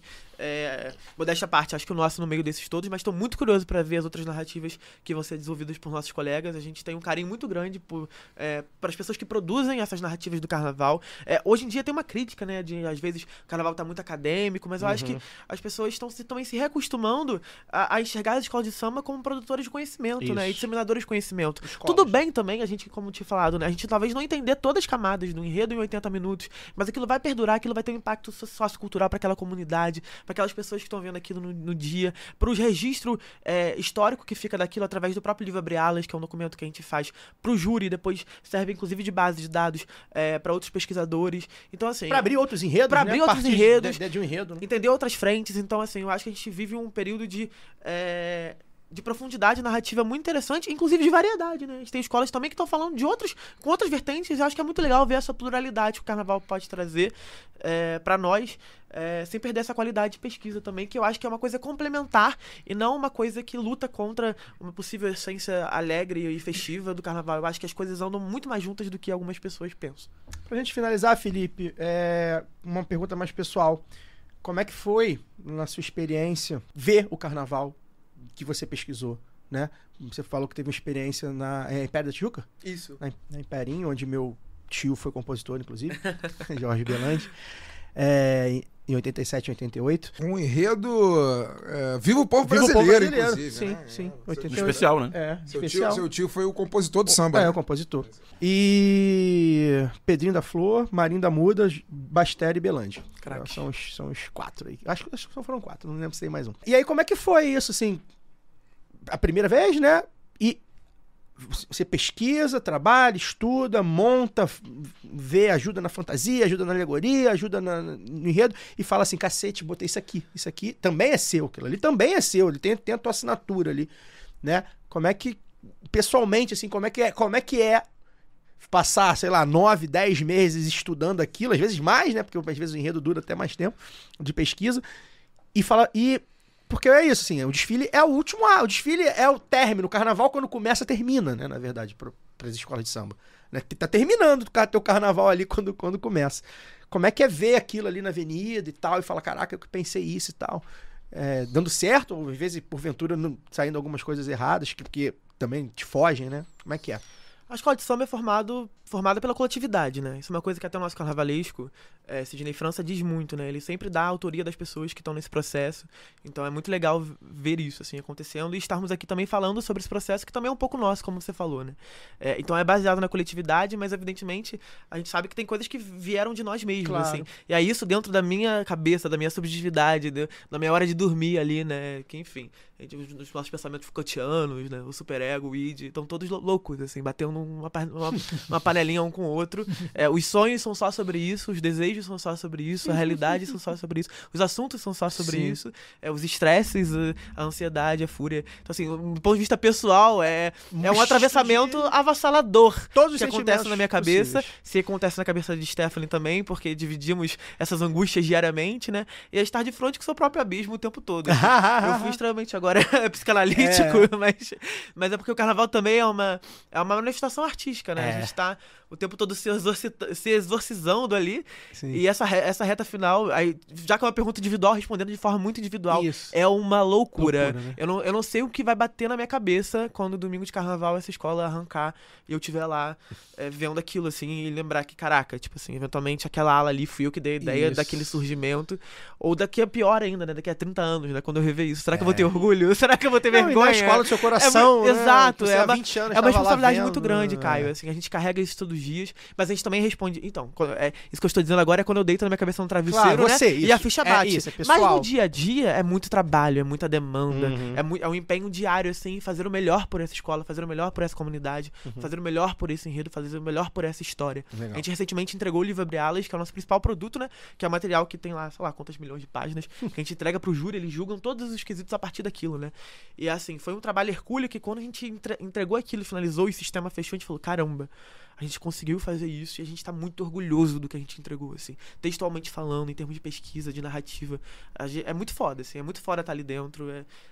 Ao mesmo tempo, carrega todos esses anseios, essas angústias, mas carregam prazeres que são indescritíveis e que acho que toda pessoa devia viver isso uma vez na vida. E que bom que eu tive esse privilégio, essa oportunidade. É muito doido isso, né? Porque às vezes eu fico pensando aí, trazendo pra minha realidade, né? Eu sou jornalista de formação e tal, mas eu tenho pra mim... Mas é limpinho, né? Eu tenho pra mim que a coisa mais difícil no mundo, né? Para qualquer ser humano é ser escritor. Não à toa, meu sonho é ser escritor. Mas eu não consigo, assim, porque acho que é muito difícil, né? Mas eu fico ouvindo vocês falando de carnaval aqui, Stephanie falou aqui, você falou agora, Mauro esteve com a gente no ano passado, Fabato já esteve com a gente aqui várias vezes, Simas esteve aqui com a gente várias vezes, Jaque, cara... Trabalhar com carnaval deve ser muito louco, cara. Deve ser muito louco. Acho, deve ser muito mais difícil. Ele citou, ele foi falando uns 15 sentimentos. Sentimento que eu nem conheço. Deve ser muito mais difícil ser escritor. Assim. Às vezes eu fico pensando, né, cara, você tá ali com a tela branca, ali pensando na história que você vai criar e colocar no papel e tal. É muito difícil, cara. Tem dor, tem a porra toda ali que acontece naquele momento. E o cara fala do carnaval assim. E aí bota no papel, bota na fantasia, bota no Pois canto, bota na muito bateria. Louco, é muito louco. São várias É muito linguagens louco, que compõem muitas, aquilo, né? Muito louco. Acho que se eu trabalhasse carnaval, minha terapeuta ia ganhar muito dinheiro, meu irmão. Muito dinheiro. Aí, um filão. Felipe, obrigado. Agradeço a sua presença Obrigado, também. Agradeço novamente a Stephanie, a assessoria da Mangueira, por ter liberado vocês aí nessa correria. Deixa seu recado final pra gente. E eu torço um pouquinho pra Mangueira. Minha mãe é muito Mangueira, minhas tias são Mangueiras, a Flávia é Mangueira, 1/3 Mangueira, porque a Flávia tem 3 escolas. Então a Mangueira mora... Ela tá, E a Mangueira jogando no Easy, né? a Flávia tem 3 escolas, mas ela é mais Mangueira. E a Mangueira é o Flamengo, não tem jeito, Mangueira é o Flamengo. Então também eu sou uma cidade, mas eu sou um pouquinho Mangueira. Vamos torcer aí pra Mangueira fazer um grande desfile. A gente tá só em áudio hoje, mas a camisa do Felipe é uma releitura da camisa do Flamengo 87 com as cores da Mangueira. Inclusive tem né? essa de 2 amores também, que é linda. Obrigado, Felipe, boa noite. Obrigado a vocês, gente. Um prazerzão estar aqui. Esperem a Mangueira, aguardem a Mangueira. Só isso, mais nada. Sempre. Agora a gente vai pro caô da semana.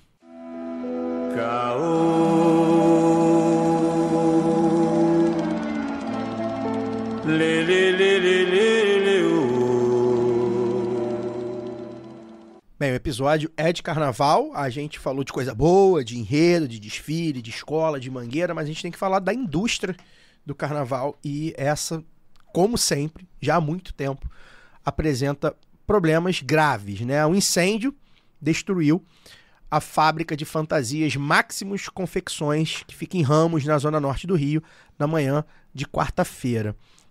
Pelo menos 21 pessoas se feriram e até atualizações aí que eu vi nesta quinta, pelo menos 10 estavam em estado grave, principalmente por queimaduras, né? Inalação de fumaça, o pessoal inala fumaça e queima internamente, horrível, né? Enfim. A empresa, né, é uma das mais requisitadas pelas escolas de samba das divisões de acesso do Carnaval do Rio. Várias escolas da Série Ouro, né, o grupo de acesso aí, foram prejudicadas, em especial Unidos de Bangu, Império Serrano e Unidos da Ponte, que perderam praticamente todas as fantasias.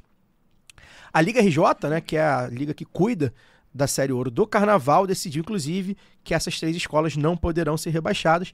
Pode ser que tenha mais desdobramento sobre essa coisa do regulamento, né? Vamos ver aí como é que vai ser. Essa coisa de regulamento de carnaval é sempre muito fácil de ser alterado. E aí vem, né? Além de não ter alvará dos bombeiros para exercer essa atividade lá na fábrica, as primeiras informações, né? Tá recente, mas já está sendo feito investigações, mas as primeiras já dão conta aí de algumas irregularidades. E aí os proprietários no papel não dizem que não são dono, tinha documentação em falta na Receita Federal. E o pior de tudo, né? Muitos dos funcionários que estavam feridos dormiam na fábrica para economizar dinheiro no trajeto de ida e volta para casa. Por isso, foi logo cedo, de manhã, e tinha gente dormindo na fábrica. Ainda não tinha começado, ou pelo menos, enfim, algum turno lá. E nessa coisa de trabalhar no turno, tinha gente lá que simplesmente ficou e dormiu na fábrica. E aí, Fagner, esse tipo de acontecimento, de incêndio, mas não só de incêndio, de todo o mercado, a indústria, né, do carnaval, enquanto trabalhadores lá da ponta, né, sempre tem problemas. Desde pessoas que se ferem em alegorias, já aconteceu recentemente, problemas com direitos trabalhistas, é muito comum também. E esse caso que talvez seja até o mais grave aí dos últimos, embora não tenha dado morte, a gente espera que não tenha, não mesmo dê morte de ninguém, mas talvez seja um dos casos mais graves aí dos últimos anos, porque, enfim, dezenas de pessoas feridas, e que meio que está mostrando como o trabalhador braçal, as trabalhadoras lá da ponta mesmo, né, ou seja, costureiros, pessoas que fazem lá confecção e tudo mais, tem sido tratado sem atenção e o cuidado das escolas, maioria das escolas de samba, principalmente as mais pobres, mas não só elas, não tem cuidado com esse tipo de... Não procura saber quem está fazendo, como está fazendo, quem está pagando, se está pagando direitinho. Se tá... As escolas, no geral, não fazem isso. As ligas, né, tanto as grandes quanto as pequenas, também não tem, até onde eu sei, e se tiver, me mostrem aí, protocolo sobre boas práticas, né? Gente, olha só, vamos contratar só fábricas assim, assim, assado, prestadores de serviços assim, assim, assado. A Liga não parece ter isso. A Liga que tem tentado se modernizar e tal, talvez seja a hora de, enfim, rever isso. O poder público tampouco se importa também, e é bom lembrar, e aí as escolas são muito atacadas por isso, né? O poder público bota dinheiro, né? Boa parte desse dinheiro, principalmente das escolas menores, vem da subvenção da prefeitura e do governo do estado, quando é o caso. Nesse caso foi paga há pouco tempo. Exato, né? Ou seja... Forçando as escolas a correrem e fazer de qualquer jeito, fazer virando noite. Exato. Então, assim, porque também não tem preocupação de pagar antes e fiscalizar. Então, enfim, a cadeia produtiva toda que lá no final dá em 10 pessoas feridas gravemente. Por estarem... 10 não, até... Feridas gravemente, 10, né? Ontem eram 12. Hoje eu vi 10. Esses números mudam, né? Porque é isso, sai nos estados de médicos mudam. E são tratados... A gente tá falando aqui de regimes de semi-escravidão. A partir do momento que a pessoa tá numa fábrica altamente inflamável, porque não tá num lugar qualquer. Certamente não tá dormindo, não é num alojamento. Não é num alojamento, não é um Pergunta se essas pessoas ganham adicional de insalubridade. Adicional noturno, adicional de insalubridade, enfim, vários problemas de semi-escravidão.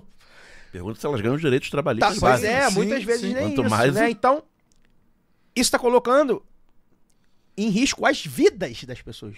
para além, inclusive, da dignidade, do direito ao trabalho, saúde, tudo mais. trabalho. Vida e saúde, né? E A gente tá depois, falando... e depois encontra o carnaval. Pois é, que é isso. A gente aqui que defende as escolas e vai continuar defendendo as escolas sempre, mas a vida é feita de críticas e contradições e a gente aponta o dedo quando tem que apontar. As escolas, já há muito tempo, precisam se movimentar quanto a isso. A gente tá falando, e aí eu vou chamar vocês pra falar, mas eu tô fazendo uma introdução maior aqui porque estão vindo alguns dados aqui na minha cabeça, né? A subvenção, o dinheiro da Liesa para as escolas de samba, da Liesa, tá na casa aí de 12 milhões. Isso estou falando do grupo especial, né? Porque o que aconteceu, poderia ter acontecido no grupo especial também, tá, gente? Aconteceu há pouco tempo. Pois é. Eu ia falar sobre isso. Teve o Barracão da Portela. Então, né? assim, sobre isso. é claro que a realidade da Liga RJ é outra. Então, da Ponte, da Bangu, do Império Serrano é outra. Mas, pra vocês terem ideia do mainstream, né? Da Liesa, 12 milhões. Tem escola que pegou esse patrocínio e dobrou de valor. Fora a subvenção do Estado, dá uns 2 milhões, parece. Da Prefeitura do Rio, que dá uns 3 milhões. E das prefeituras, que também, né? Caxias, pra Grande Rio, Niterói pra Vereador e tal. Nilópolis, Beija-Flor. Fora, tô falando de dinheiro... Assim, tá aqui, tá? Esse dinheirinho assim, mostrado.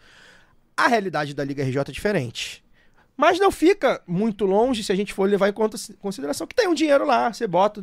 O carnaval ficou muito caro, isso é um debate que também está sendo feito. Enfim, queria que você falasse pouco, Fagner, sobre isso, assim. Será que, pelo menos dessa vez, com apelo das pessoas, né... As escolas de samba, os desfiles de escolas de samba estão voltando um pouco a ficar mais fortes, né? Acho que tá vivendo, a gente já tem falado isso, tem vivido um momento de retomada, de grana, inclusive. Como é que você vê aí essa questão, enfim, dessas pessoas que efetivamente fazem o maior espetáculo da Terra acontecer? Cara, eu vou ser muito curto e grosso com isso, assim. É muito discurso, né, cara? É muito discurso bonito sobre modernidade, muito discurso bonito sobre apoio, muito discurso bonito sobre o papel social e cultural do carnaval e muito só discurso, assim. Na prática é isso, é muito só discurso. Eu acho particularmente inadmissível, cara.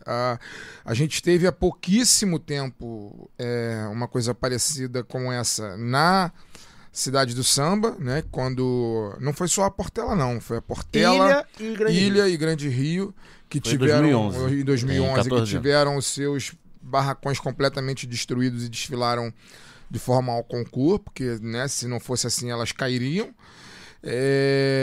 A gente teve há pouco tempo, que não é uma questão de incêndio, mas também é uma questão de segurança. A gente teve há pouco tempo um acidente gravíssimo na Marquês de Sapucaí, que resultou na morte de uma jornalista que estava cobrindo os desfiles. Então, assim, 2017, eu acho que foi. 17. Eu acho que foi. Então, assim. Teve um acidente da saída de um carro que atropelou uma menina que entrou Sim, na saída da Sapucaí também. Sim, então, assim, a gente periodicamente vive questões como essas, muito lamentáveis, que acabam, infelizmente, no país que a gente vive, um país extremamente conservador e que parece que cada dia é mais conservador, e eu acho que eu realmente acho impressionante como algumas pessoas teimam em dizer o contrário, teimam em dizer que o Brasil não é conservador. Pelo amor de Deus. No país que a gente vive, que o carnaval é demonizado, eu não sei como, também eu estou muito fora das redes, né? Então não tenho percebido, mas eu não sei como não começou, se é que não começou ainda o discurso que o carnaval fala sobre, enfim, sobre negritude, etc, fala sobre África e tal, isso é maldição, não sei como não começou. Já deve ter Deve começado. ter começado, né? É porque eu tô muito fora das redes, então eu não tô acompanhando o que tá sendo dito por aí nessas bolhas do mal, né? Vamos chamar dessa maneira. Então tudo isso, cara, acaba depondo contra a festa, porque assim, o carnaval por si só, as pessoas que amam o carnaval têm uma dificuldade tremenda, né, de trabalhar, de colocar as coisas na rua, de defender o carnaval como um patrimônio do Brasil, como um dos maiores patrimônios do Brasil, como óperas a céu aberto, como, né, salas de aula a céu aberto, que é um desfile de escola de samba. defender o legado das escolas nas suas comunidades. Já tem uma dificuldade danada num país como esse, né, cara, que trata a cultura né, de maneira subalterna. E a cultura que é vinculada à população negra e à população pobre, mais ainda, né, já tem uma dificuldade tremenda. E aí, quando esse tipo de coisa acontece, que é inadmissível, assim, é inadmissível. Eu particularmente acho inadmissível, sob vários pontos de vista, né, sob o ponto de vista da, enfim, da fiscalização do poder público, que fala muito, bota muito chapéu Panamá para poder, né, fingir que é amigão dos trabalhadores do carnaval, amigão das escolas, mas na hora H, e tá aí o que acontece, né? Mais uma vez, enfim, uma tragédia, três ou quatro escolas estão com o seu carnaval completamente comprometido, né? Um trabalho que dura o ano todo de expectativa. A gente estava aqui agora com 2 profissionais do carnaval, um trabalho que dura o ano todo, numa expectativa gigantesca. Chega agora faltando 20 dias para o desfile, perde tudo. Imagina a cabeça das pessoas que trabalham, né, nisso. Agora, vendo o que aconteceu, e sem falar dos feridos, né? As pessoas que estão lá internadas lutando pela própria sobrevivência, porque estavam ali em condições análogas de escravidão, né? Dormindo em lugares absolutamente insalubres, sem direito trabalhista, né? Sem nenhum tipo de segurança do ponto de vista legal trabalhista, e que agora estão lá, enfim, nas UTIs dos hospitais públicos e tal, lutando pela vida, num lugar onde elas deveriam estar, enfim, em horários pré-determinados, trabalhando com toda a segurança, recebendo decentemente, tendo direito ao descanso e tudo mais. Então, enfim, falei que seria muito curto e grosso, mas acho que no fim das contas é isso, é um descaso absoluto com o trabalhador, que é algo que, né, é crônico no Brasil de uma maneira geral, e acaba se repetindo no carnaval de uma maneira trágica, porque é isso, o carnaval, quando acontece esse tipo de coisa, não é uma coisa trivial, é uma coisa trágica. Quando acontece... Que não acontece de vez em quando. Acontece quase todo ano, tem quando um caso acontece, desse. quando acontece um atropelamento de um carro alegórico, né, na saída da Marquês de Sapucaí, sabe? Uma pessoa morre, uma pessoa é amputada. Quando acontece de pegar fogo num barracão, sabe? São algumas pessoas que se ferem ali, algumas com muita gravidade, com risco de morte, e todo um trabalho artístico que vai pelos ares, que vira literalmente fumaça.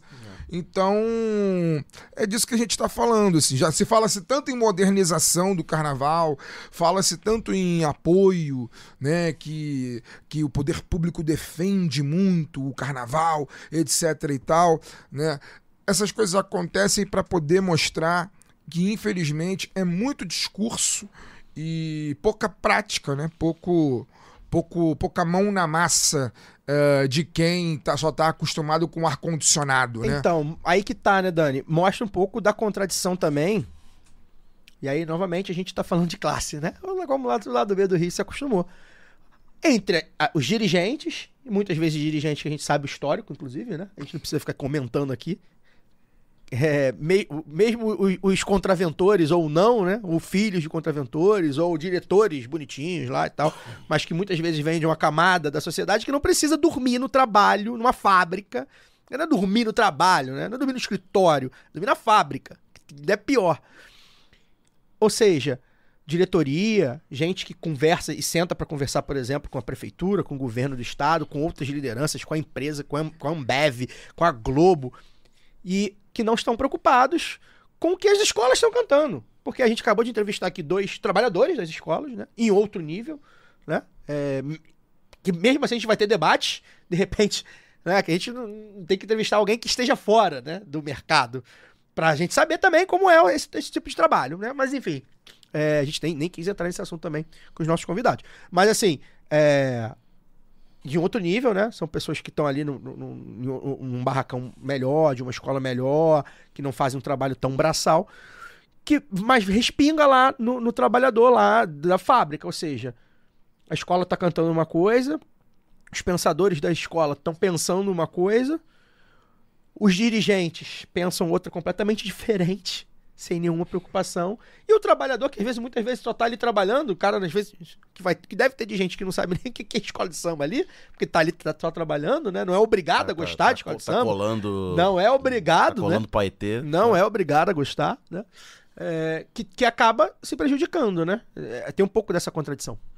Eu ia falar que... Tava elaborando aqui na minha cabeça, né? Uma fala, falando que as escolas reproduzem a estrutura capitalista. Mas às vezes é mais feudalista, né? Exato. Que é famílias que dominam, passam de pai para filho. Embora o novo capitalismo tenha a gente vê isso nas escolas, a gente vê isso na liga, né? Mas se o poder público, assim como na produção capitalista geral, né, se você não tem um papel regulador do Estado, do poder público, e o poder público tem capacidade para isso, porque, como você enumerou aí, né, bota dinheiro, Prefeitura do Rio, bota dinheiro no grupo especial. Não, é uma gestão que, em tese, cuida do carnaval, né? Exatamente. A gente não tá falando da gestão Crivella, não. Bota dinheiro no grupo especial, bota dinheiro na Série Ouro. As prefeituras, né, das escolas que são do entorno do Rio, Niterói, Caxias, Nilópolis, botam dinheiro, poderiam exigir certas práticas, né? Certas boas práticas. Por quê? Quando eu falei de reproduzir a estrutura capitalista, corte de custo, é você fazer mais com menos. Então, se com R$1 milhão eu consigo, com essas condições, super explorando o trabalhador, botando para virar noite, numa fábrica precária, porque para a fábrica deixar de ser precária tem que ter custo, isso é custo, né? Então, uma fábrica precária, ela custa menos, você consegue fazer mais fantasias, produzir mais material com o mesmo dinheiro. E aí é aquela coisa, as escolas, no fundo, é uma competição. Então, se uma escola adotar boas práticas por si só, ela vai acabar, entre aspas, sendo prejudicada, porque ela vai gastar mais dinheiro para fazer a mesma coisa. Então, tem que ter um regramento que venha de cima. A Liga, muito dificilmente, vai adotar isso voluntariamente, né? Então, tem que partir do poder público, notadamente a Prefeitura do Rio de Janeiro e também as demais que colocam dinheiro, essa exigência de regulamentação, de exigir, na hora de você fazer uma prestação de contas desse dinheiro, por exemplo, exigir notas fiscais de empresas que passem por um crivo mínimo, né, de condições de trabalho, por exemplo. Inclusive, porque, repito, tem um custo político e eleitoral aí. A gente está falando da gestão Eduardo Paes, é uma gestão que provavelmente é a gestão que mais, se não a mais, né, uma das mais próximas às escolas de samba, né? E de fato é. Então, assim, vai ter um custo político eleitoral para o Eduardo Paes também. Outras áreas ele vai ouvir muito. Em outras áreas a gente vê isso. Se acontece isso numa empresa que fornece, sei lá, material... Fazia coisa para militares essa empresa também. Daqui a pouco acha coisa aí também. Se isso acontece numa fábrica de uniformes escolares com um contrato da mesma monta, de qual é o valor? 3 milhões para escola? Que a Prefeitura do Rio, tá? No caso do especial, digamos. Especial. Tá, vamos... Acho que é 500 mil pra... Se aparece isso numa empresa que tem um contrato de 15 milhões, 20 milhões de reais anual com a Prefeitura que faz para fazer, sei lá, material escolar, ia sobrar para a Prefeitura também. Ia ter na imprensa a Prefeitura tá fazendo, tá colocando dezenas de milhões de reais numa fábrica com essas condições, então... O que vale para Chico, vale para Francisco, né? Pois é. E outra coisa que é importante falar também, a gente fala muito aqui do grupo especial, mas tem essa discrepância de valores. Tudo que eu falei aqui se aplica à Série Ouro de forma mais intensa. Porque né? Porque é mais precário. Pobre, é mais precário, né? É mais difícil de captar, é mais difícil de fiscalizar, tudo é mais difícil. E aí, pra gente finalizar esse assunto e pra finalizar o programa, vou ler aqui um comentário que eu achei... Compartilhei lá no lado B, da Bia Chaves, @ChavesBia94, no Twitter, enfim, e uma pesquisadora do carnaval, uma... Bia já esteve aqui com a gente, com a gente. Fiquei na dúvida se a Bia Bia aqui com a gente, já. Acho que a Bia já teve. Acho que talvez em 2022, talvez. Eu acho que foi online, enfim. Não, acho que... não, foi online, é verdade. Foi durante foi online. E aí a Bia botou aqui, né? Vou abrir aspas para ela aqui no Twitter. Quando a prefeitura deposita o repasse 20 dias antes, contribui para a tragédia. Quando a administração da escola não paga ou atrasa, contribui para a tragédia. Quando não existe estrutura de trabalho, regulamentação dos ofícios e segurança, também contribui para a tragédia. Não entender o peso das decisões das escolas e do poder público diante disso é negar a realidade e beira o mau caratismo. Não existe nada pior que ter que lamentar pelo que sempre foi uma realidade. As escolas precisam ouvir o que elas cantam. Carnaval é trabalho. Fecha aspas. E é isso. E é outra coisa que a gente também bate sempre na tecla quando a gente entrevista pesquisadores, né? Assim como quase tudo da arte e da cultura, a gente está falando de trabalho, cadeia produtiva. A gente está falando de indústria, né? Ou seja, a gente tem que olhar sempre também pelo lado do trabalho e, portanto, dos direitos e das condições dos trabalhadores. Fagner, boa noite, obrigado pela presença. E foi, Daniel tá rindo. Obrigado pela presença. É porque daqui a pouco não estará mais conosco, né? Fagner vai tirar umas férias aí mês que vem, né? Mês que Então, vem. Pós-carnaval. Se tudo der certo. Agradeço pela presença. É sempre bom ter o Fagner aqui conosco. O cara tá irônico hoje, já falou que, já Tô criou... em clima de Fla-Flu, clima de Fla-Flu. Criou caso aí, cara. O Fla-Flu terminou 0x0, porra. Já passou, já. Péssimo jogo. 0x0. Estive lá. Aí o erro é Perda teu. de tempo pra todo mundo. O erro é teu. Eu tava fazendo outras coisas. Teatro. Cinema. Bom, boa noite, bom dia, boa tarde, bom momento pra quem curtiu esse papo aqui sobre carnaval com a gente. Acho que foi bom, apesar do segundo bloco ser sobre um tema lamentável. Mas a gente tem que falar também. Mas a gente tem que falar, obviamente, né? Seria uma falha nossa se a gente não falasse sobre isso justamente no programa sobre carnaval. Depois de ter, enfim, 24 horas atrás isso acontecido. Semana que vem a gente está de volta por aí. Mandar um abraço para todo mundo. Dizer que conto com a presença aí da galera do Rio de Janeiro lá na cervejada. A gente está muito animado.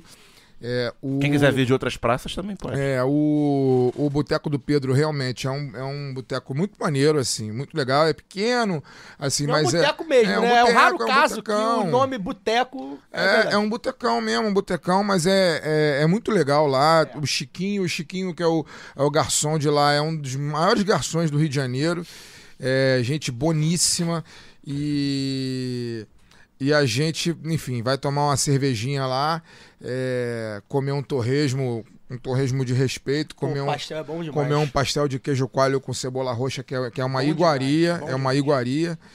E bater um papo, né? Falar um pouco aí, bater um papo, falar de coisa leve também, nem só ficar falando de política só também não, porque a gente não aguenta, né? Tem que falar sobre coisas melhores também, mais bacanas, mais tranquilas.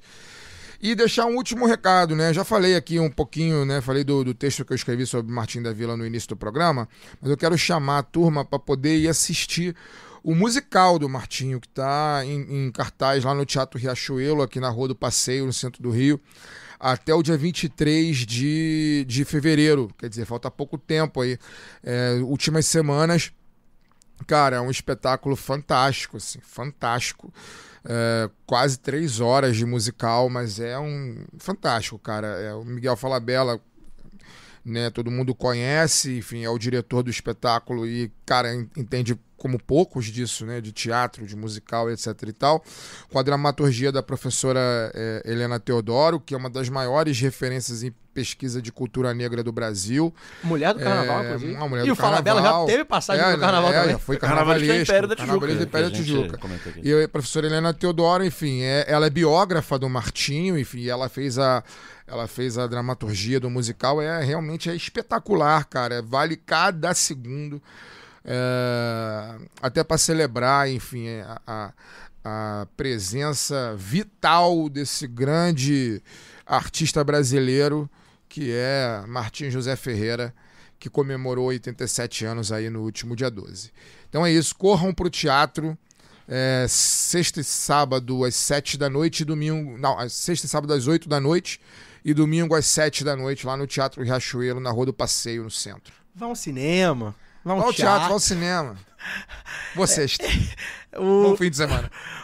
Antes de falar com o Daniel aqui, eu tenho manifestar aqui nossa solidariedade, alertar a todos e todas aí pela mobilização de 3 categorias, tá? A gente recebeu aí 3 categorias que pediram a nossa ajuda para divulgar e tal, e acho que são 3 causas aqui importantes. Primeiro, pessoal da Eletronuclear, tá?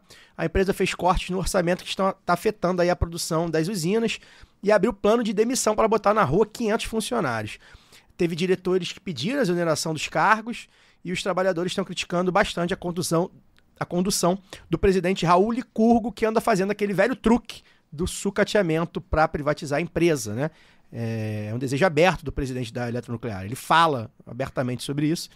E é uma indicação política aí do ministro de Minas e Energia, Alexandre Silveira, mais uma figura escroque aí do governo de concertação de Lula 3. Também estão mobilizados Que profissionais... é do PSD, né? Isso, o PSD. Silveira é PSD. É, PSD. Não, a gente tem que dar o partido. Sim, Partido Eduardo Paes. E de Gilberto Kassab. Também estão mobilizados os profissionais da educação infantil de Niterói, tá? A prefeitura aí de Rodrigo Neves apresentou um pacote de mudanças e, claro, né? Educação para pior. Entre eles, cortou o número de professores regentes aí da educação infantil, o que fez aumentar o número de crianças por turma. E cara, é um negócio que eu sempre falo com a minha esposa, que é professora, né? Número reduzido de crianças, eu acho que é o preceito mais básico da educação, principalmente para pessoas fora da educação, como eu, assim. Se fosse falar, Caio, educação para criança, bota um negócio aí. A primeira coisa que eu falar, número reduzido de pessoas, né? E os profissionais aí estão mobilizados, a greve acabou sendo considerada ilegal pela justiça, que também, enfim, não é nenhuma surpresa. E, enfim, Rodrigo Neves, do PDT, e não sei o que o Brizola acharia disso se estivesse vivo. E, por fim, os petroleiros, né? A FUP, a FUP e a FNP, olha aí, se uniram para realizar manifestações pelo teletrabalho. É um assunto muito particular, né? Eu tenho lido bastante sobre isso, muito próprio, porque, enfim, é uma nova realidade do mundo do trabalho, né? E eu acho que é necessário estudos, pesquisas e principalmente diálogo, né? Com cada categoria, ouvir os trabalhadores e trabalhadoras, para que, enfim, sempre que for possível, aplicar o teletrabalho. Porque o teletrabalho, afinal de contas, né, o popular home office, né, ele acaba sendo uma saída para uma melhor qualidade de vida do ponto de vista da dinâmica de urbanização e mobilidade que a gente vive, né? Então, você ficar ali no teletrabalho acaba sendo uma saída, né, para você melhorar a sua qualidade de vida, de custos, inclusive. E aí os petroleiros aí estão debatendo esse assunto. A gente espera que eles conquistem aí, enfim, os direitos que eles estão pleiteando, a nossa solidariedade, essas três categorias aí. E é uma amostra, né, que a luta dos trabalhadores e trabalhadoras não para mesmo aí em gestões mais à esquerda, né? Porque, enfim, o sistema é foda. Dani, boa noite. Valeu, reitero aqui o convite do Fagner, a quem puder amanhã para quem tá ouvindo, né, no sábado, dia 15, chega lá no Boteco do Pedro pra nossa cervejada e a gente conversa lá. É isso, falar várias coisas que a gente não pode falar em off. Fagner, você tem um recado final? Falar em off, não pode falar em off. Eu só queria fazer um comentário, já que você citou aí nominalmente o Eduardo Paes, eu queria falar uma coisa aqui que é o seguinte, cara, a eleição passou, né, em outubro do ano passado e é impressionante como a Zona Norte do Rio de Janeiro está completamente abandonada do ponto de vista da conservação. E como eu sei que tem algumas pessoas do governo Eduardo Paes que escutam esse programa, faça chegar aí ao subprefeito do Rio de Janeiro. Eu andei dando uma... Não é subprefeito, é secretário de conservação. Então, que é da Zona Norte. Então, eu andei dando uma sondada aí com fontes que eu tenho dentro do governo da prefeitura do Rio de Janeiro e me falaram o seguinte, cara, você tem que mandar o WhatsApp pro Didi Vaz. Mas o Didi Vaz. Pro Didi Vaz. Falei, cara, mas o Didi Vaz agora não é vereador. Não, manda o zap pro Didi Vaz. Secretário. Pois secretário. Eu falei exatamente isso pra minha fonte. Falei, cara, olha só, tem um secretário de conservação, tem um Não, mas é ele. Não, ele é o secretário. Ele se licenciou do mandato pra... Eu não sabia. Então é por isso. Então, sempre com coletinho. O subsecretário Diego Vaz, que eu acho que até deve ouvir. Já estive com ele, já tomei cerveja com ele. Se não ouviu o lado B, já deve ter ouvido em algum momento. Eu sei que ele me seguia no X lá, mas como eu não uso o X mais mesmo, subsecretário, o secretário, por favor, né? Dá um trato aí na Zona Norte. O Engenho da Rainha, que é o bairro onde eu moro, secretário, nunca mais passou lá aquele serviço, sabe, de capina com motor, a assim. roçadeira. Cara, tá nascendo, assim, vocês estão querendo reflorestar a Zona Norte naturalmente com capim? O que é que tá acontecendo? A conservação tá... Enfim, a eleição passou, né? E a cidade pode voltar a ficar como sempre foi. Agora, não é fazendo propaganda não, mas enfim, não sei se já fizeram esse movimento aí que tem um tal do telefone 1746. 1746, Às vezes funciona. Não tô dizendo que funciona sempre não. Eu já pensei em ligar pra lá. Às vezes funciona, dá pra abrir só que o protocolo na internet. Antes de ligar, eu fui conversar com pessoas que eu conheço dentro do governo que falaram, melhor, liga pro Didi. Falei, não tem o zap dele. Dá uma carteirada, não aqui é o Fagner Torre do lado B, irmão. Não tem o contato, não tem o telefone dele, né? Mas eu acho que ele poderia, né? Já que eu tô falando aqui, se isso chegar aos ouvidos, Didi... você é um cara, né, bem quista, inclusive na minha bolha. Sambista, inclusive. Na minha bolha de amigos. Tem porrada de tem vários eleitor de amigos esquerda. aí que a gente sabe que são amigos tem, em comum tem. aí. Se chegar no ouvido do Didi, por favor, lá, o Engenho da Rainha é Rio. É Rio. Vamos dar carteirada aí pro Fagner Torre do lado B. A gente tem que usar nosso canhão de audiência pra alguma coisa também, né? Afinal de contas, já falam que a gente apoia o Eduardo Paes, né? Falam. Quem tem boca fala o que quer. Quem tem boca fala o que quer. Deixa falar. Já diria Estácio de Sá, deixa falar. A gente fica por aqui. Semana que vem a gente espera trazer aqui uma convidada bem bacana pra conversar. Tá aí na ponta da agulha aí, tomara que role. Mas se não der também, não tem problema. Vai ter programa do mesmo jeito, a gente sempre dá nosso jeito de conversar aqui entre a gente e com vocês. É isso, sábado, 15, às 14 horas, a partir das 14 horas, no Boteco do Pedro, na Lapa. A gente estará lá para tomar essa cerveja em ritmo de carnaval. Forte amplexo e até semana que vem. Esse podcast foi editado por Fernando Cesarotti.